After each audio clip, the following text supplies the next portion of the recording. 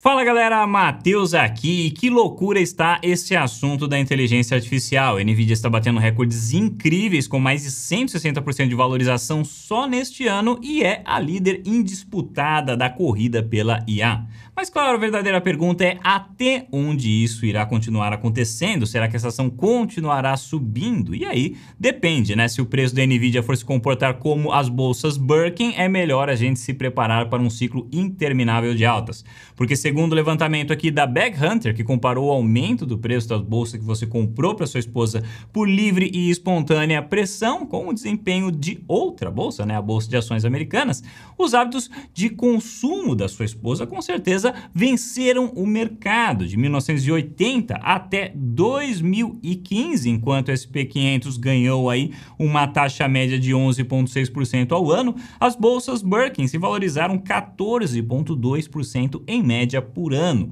E mais do que isso, com um desempenho mínimo de valorização de 2%, enquanto no desempenho mínimo da bolsa foi uma queda de 36%.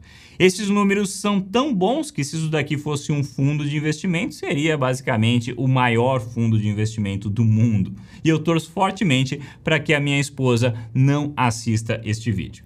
Mas claro, as ações da Nvidia não são uma bolsa de luxo, então a pergunta permanece e vamos respondê-la aqui neste vídeo. Vamos começar, pessoal, com algumas estatísticas interessantes que nos mostram quão dramática tem sido a corrida em busca da inteligência artificial. O gráfico que está agora na tela mostra para vocês o tempo em meses que levou para as últimas tecnologias atingirem 100 milhões de usuários. Basicamente, o telefone demorou aí 300 meses, o Uber demorou 100 meses. Depois nós tivemos Instagram com apenas 25 meses para atingir 100 milhões de usuários e então veio o ChatGPT que demorou aí apenas 2 meses. Realmente incrível. Será que nós deveríamos ter medo de perder nosso emprego para a inteligência artificial? Bom, eu acho que neste momento todos nós deveríamos sim ter muito medo, mas não de perder o emprego para uma inteligência artificial, e sim para uma pessoa que saiba utilizar muito bem a inteligência artificial para se tornar mais produtiva. É incrível a quantidade de coisas que nós já podemos fazer, já podemos utilizar essa tecnologia para muita coisa com muito sucesso. Eu mesmo uso sempre aqui quando quero montar uma capa diferente para esses vídeos, ou então quando estou programando lá os meus robôs de operação em Python, que às vezes a gente esquece algum código e o robô lá é ótimo, né? A inteligência artificial é ótima para você fazer alguma pergunta pontual e receber essa resposta aí de como escrever isso em código. A inteligência artificial economiza muito tempo nessas operações e isso explica, talvez, porque tantos artigos de notícias sobre esse assunto tenham aumentado aí de forma verdadeiramente parabólica recentemente. Mas o que será que explica a alta colossal nas ações da Nvidia? Ela não é a única player do setor, mas o desempenho dela está deixando todos os demais concorrentes aqui no chinelo. Se você assistindo trabalha em um fundo de investimentos, eu te desejo muita sorte para explicar aí para o seu chefe por que este papel da Nvidia não faz parte da sua carteira. Muitos acham que quem sofre do famoso medo de ficar de fora é apenas um investidor pequeno, mas na realidade todos os players do mercado estão sujeitos a esta pressão. Porque todo mundo tem chefe e no final das contas os chefes dos maiores gestores do mundo são os cotistas. E é por isso também que até investidores muito experientes acabam sendo sugados por esses movimentos, às vezes no pior momento possível, quando as coisas estão muito caras, como vocês verão ao longo deste vídeo.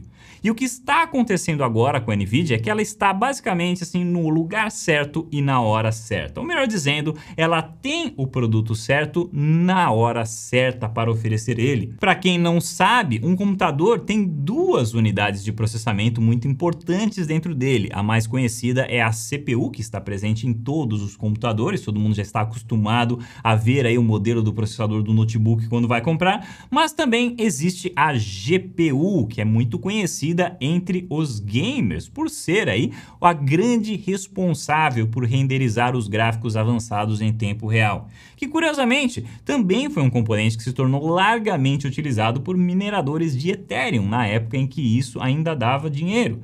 As GPUs, elas têm, digamos assim, a grosso modo, uma força bruta de processamento muito superior às CPUs para determinadas atividades, como, por exemplo, mineração, jogo e, claro, o processamento da inteligência artificial. Então veja que interessante, a Nvidia conseguiu surfar aí na onda da última bolha do mercado com a história do metaverso e depois, né, isso acabou minguando rapidamente quando as pessoas perceberam que a adesão para essas tecnologias seria muito mais lenta do que o esperado. Mas eis que agora ela está novamente conseguindo surfar uma nova onda completamente diferente e talvez ainda mais disruptiva, porque os data centers realmente precisam dos produtos da Nvidia para alimentar as suas máquinas de inteligência artificial. E a julgar pela etapa onde nós estamos neste ciclo, este movimento parece estar ainda só começando. É por isso que a Nvidia postou recentemente resultados estelarmente acima do esperado, com previsões tão grandes de crescimento para os próximos anos, que os analistas do setor tiveram que correr para rever as suas valuations. O Goldman Sachs, por exemplo, subiu as suas estimativas de preço-alvo para $440, que foi uma alta de 60% em relação ao preço-alvo anterior, que é algo extremamente raro de acontecer entre as gigantescas empresas do setor, né? As empresas que já são muito grandes, muito raro da gente ver isso daí acontecendo nelas, muito mais comum em empresas pequenas. Para vocês terem uma ideia de números, a Nvidia ganhou praticamente $200 bilhões em um único dia, levando aí o valor de mercado da empresa para o super restrito clube das empresas com valor de $1 trilhão. Um movimento que teria sido ainda mais alto se não houvessem desavenças geopolíticas em jogo neste momento que fizeram os Estados Unidos a bloquear as vendas desses produtos para a China, causando um impacto negativo na demanda da Nvidia, estimada em $400 milhões por trimestre. Mas a verdadeira pergunta é, claro, se tudo isso seria apenas um auê causado pelo mercado querendo antecipar crescimentos que talvez demorem mais do que o esperado para acontecer, ou se isso irá realmente se materializar como a gestão da empresa está esperando. E para responder isso, é claro que eu li aqui diversos relatórios, já citei aí o novo preço-alvo do Goldman Sachs, e eu posso dizer que, aparentemente, esse crescimento parece ser um consenso para a maior parte do mercado. Como a Bernstein bem destacou aqui, movimentos dessa indústria em direção a uma nova arquitetura, eles tendem a ser longos e testemunhar isso por apenas um ano seria um evento muito atípico. Eles acreditam que no longo prazo isso indica a possibilidade de crescimento secular sustentável nesse setor conforme expande aí a adoção da inteligência artificial generativa. Também, como ponto positivo, nós temos aqui o Bank of America, que comparou todas as últimas bolhas, desde o ouro, Japão, a história lá dos tigres asiáticos, bolha.com, etc e tal, até as mais recentes, né? A bolha da inovação, que disparou o preço da ARK Invest durante a pandemia. E se vocês observarem bem de perto aqui neste gráfico, vou dar um zoom aqui para vocês conseguirem ver, está aqui bem pequenininho, ainda uma bolha neném, né? Bolha da AI, se é que é uma bolha, né? Deixo para vocês decidirem se é uma bolha ou não, mas se for, ainda é uma bolha bebê. Aliás, pessoal, falando em ARK Invest, é notável, né, a gente testemunhar este fundo perdendo completamente o timing da inteligência artificial, sendo que a especialidade dele seria inovação. A ARK vendeu a maior parte da sua participação na Nvidia pouco antes de tudo isso começar.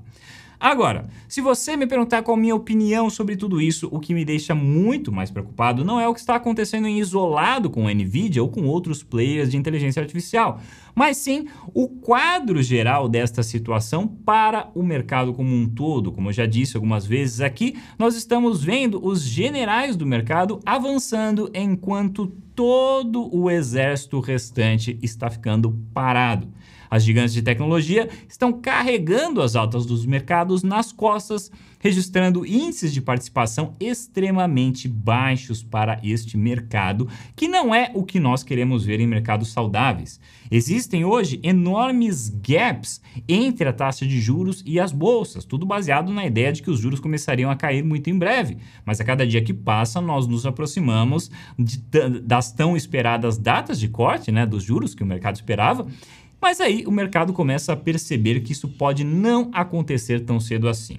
Segundo Michael Harnett, do Bank of America, uma alta de 4% nos juros reais estourou aqui a bolha.com, uma alta de 3% estourou a bolsa do subprime, um aumento de 2.000%, porque aqui estava em menos 1%, né? Então até 1,5% foi 2%, 2.000% aqui de alta. Foi o suficiente para derrubar o mercado das criptomoedas e toda aquela história de inovação que estava acontecendo ali até o ano 2021. E agora, eis que o mercado está nos dizendo que o juro real precisaria subir ainda mais 100 ou 150 pontos base de onde está hoje para conseguir estourar a bolha neném da inteligência artificial.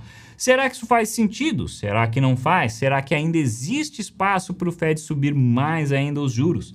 Esse tipo de especulação, pessoal, voltou à mesa recentemente com uma crescente discordância no discurso entre os diversos membros do Fed. Alguns estão realmente insistindo na necessidade de novos aumentos nos juros, coisa que, por enquanto, ainda parece improvável, mas talvez o mero fato disso estar hoje na mesa sendo discutido seja aí um belíssimo indicador sobre o quanto pode ainda demorar até uma reversão realmente acontecer. A inflação pode sim ter caído muito, realmente já caiu muito desse seu pico, mas trazer ela realmente de volta para a meta de 2% são outros 500, e o número de analistas destacando isso recentemente parece estar crescendo. Existe também a preocupação de que o Fed erre na dose do aperto, porque o relatório mais recente do Departamento de Estatísticas de Trabalho norte-americano, ele assumiu ter cometido um erro imenso na mensuração do emprego no ano passado. Eles acabaram de reconhecer que nada menos do que 500 mil de empregos que teriam sido criados em 2022, na realidade eram fantasia e que, na verdade, os salários caíram no ano de 2022, ao invés de registrar fortes aumentos como todos nós estávamos achando que estava acontecendo, porque é isso que os dados diziam, os dados estavam errados. Isso é muito grave quando a gente lembra, né? Principalmente quando a gente lembra que esses são dados fundamentais para o embasamento das decisões do Fed. Então, mais lenha aí para a fogueira do caos que está sendo analisar este mercado, onde não faltam informações conflitantes. Basicamente, hoje nós temos uma tecnologia muito revolucionária e empresas com boas perspectivas de crescimento, junto com um mercado ainda hesitante que não sabe para onde ir. Além disso, sempre bom lembrar que quando uma empresa se valoriza muito com base em expectativas, quem comprar após essa valorização precisará não apenas que essas expectativas sejam atendidas para ele poder ganhar dinheiro, mas mais do que isso, precisará que novas expectativas ainda mais promissoras surjam pela frente para valorizar as ações ainda mais.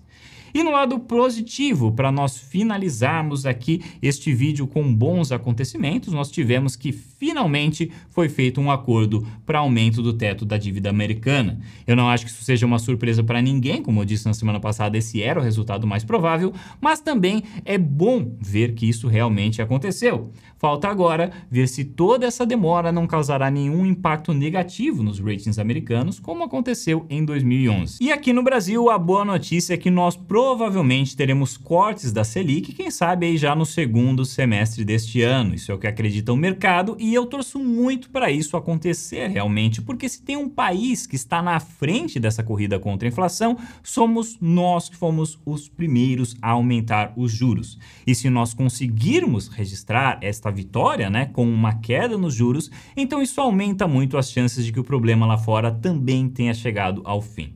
Até lá, sigamos atentos para qualquer surpresa aí no horizonte. Pessoal, muito obrigado por assistirem e até o próximo vídeo.